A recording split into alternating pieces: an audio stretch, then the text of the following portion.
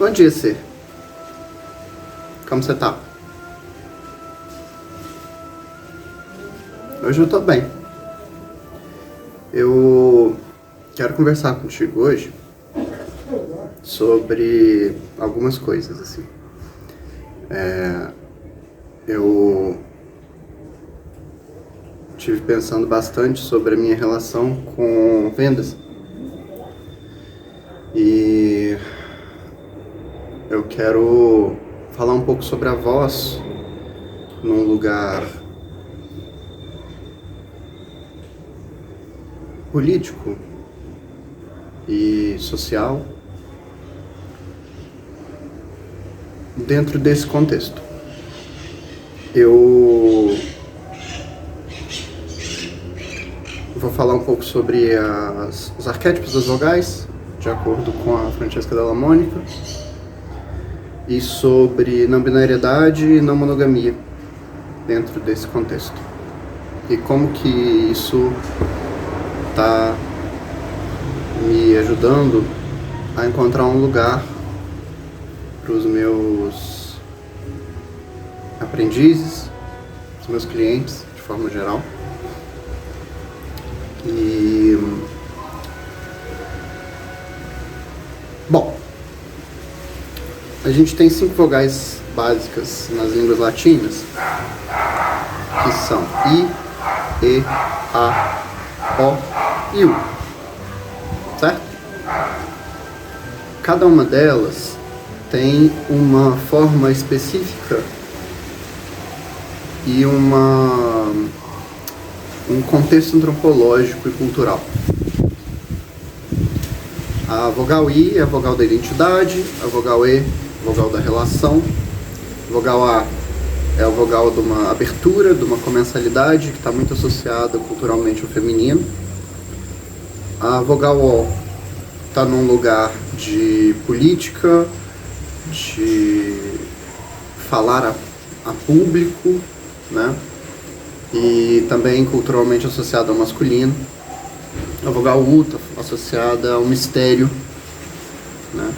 A gente pode ver isso nas onomatopeias e na forma que a gente constrói o gênero das palavras também. E é possível para a gente analisar dentro de uma mesma palavra a forma como a gente está transitando nesses arquétipos. Isso pode ajudar a gente a escolher pronomes, por exemplo, escolher formas de tratamento para as pessoas. Na medida, por exemplo, em que a gente fala L, a gente está falando de uma pessoa que, né, está escolhendo uma relação com a própria intimidade. Quando a gente fala elo, a gente está falando de uma relação com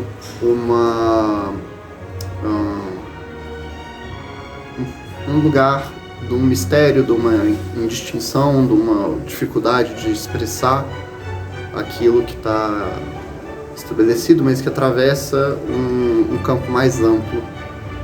E essas vogais, elas estão relacionadas à forma como a Francesca trata os espaços. E eu vou fazer 2 raciocínios meio paralelos, assim. Eu queria passar por essa questão dos pronomes rapidamente. E acho que o raciocínio é um pouco esse, assim. Mas também eu quero falar sobre a forma como isso, associado ao desenvolvimento meu dentro da não monogamia, me fez perceber a ausência de um espaço para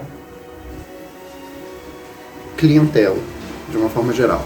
E como que isso me impede ou me impedia de estabelecer uma relação de venda. Uma relação de venda que fosse justa, que fosse ética, na medida em que eu não estivesse simplesmente tapeando a pessoa com quem eu estou lidando, mas que estabelecesse um processo relacional.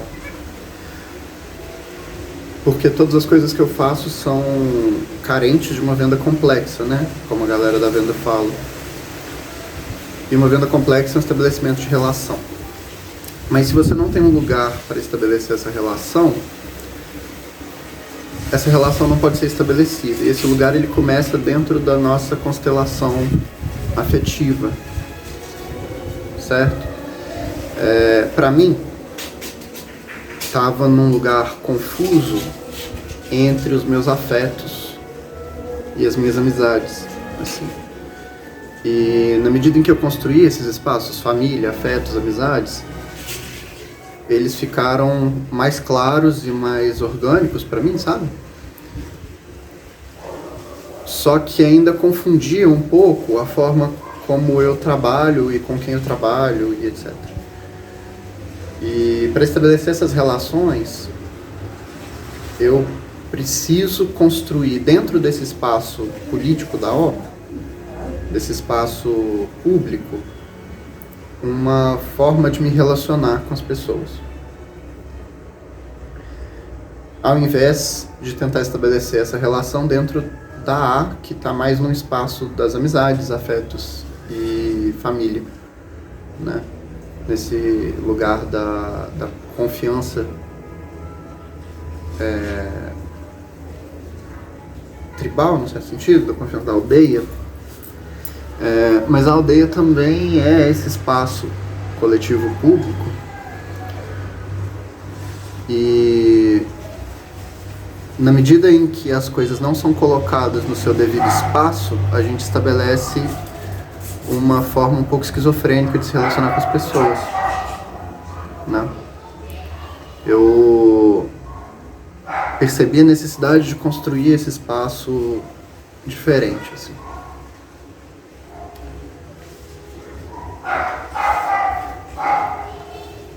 E aí eu convido você a pensar um pouco a forma como esses espaços estão construídos para você.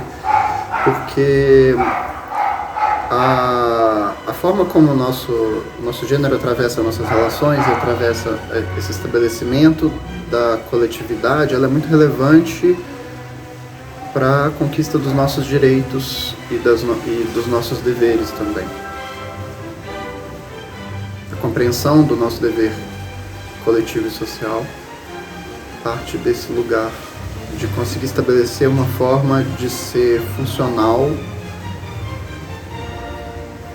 para o mundo. E ela parte desse, né? A Francesca, quando ela trabalha a voz, ela sempre parte dessa ordem dos vogais I, E, A, O, U, porque primeiro você entende quem você é, depois você entende quem você é na relação 1 a 1, depois na relação afetiva e depois na relação social, e então você consegue estabelecer uma relação sagrada com a realidade. Claro que essas coisas se intermeiam, se transpassam e se afetam mutuamente, e tem muito a ver com o quanto cabe nessas vogais outras pessoas, outras formas de ser, de lidar e etc. Então, o lugar talvez que eu estou produzindo para mim é o lugar do elo. Esse lugar de uma conexão social que não é uma conexão íntima, é mais uma conexão funcional para o estabelecimento de relações e contratos e etc. Enfim, e aí na medida que eu fiz esse movimento de compreender que eu precisava estabelecer uma relação da mesma forma que eu estabeleci com a não monogamia, sabe, é um processo similar, esse processo de construir o espaço da clientela. E na medida em que eu não consigo construir esse espaço da clientela, esse espaço não se manifesta para a minha vida. No momento imediato em que eu conseguir separar a pessoa cliente, a pessoa aprendiz, sabe, da afetividade cotidiana e da construção da minha própria vida, eu consegui que esse espaço surgisse para que eu recebesse essas pessoas e começasse a estabelecer essas relações. Espaço físico mesmo. Então achei que valia compartilhar com vocês. E é isso. Esse é o vídeo de hoje. Se você curtiu, curte aí. Se você quer lembrar de novo depois, salva o vídeo. E se te interessou essa forma de raciocinar e essa forma de lidar com a voz, você pode dar uma olhada no meu perfil. Você pode, se quiser, ligar no meu Apoia-se ou começar a fazer aula comigo. Tem espaço massa para receber agora. Tchau, tchau.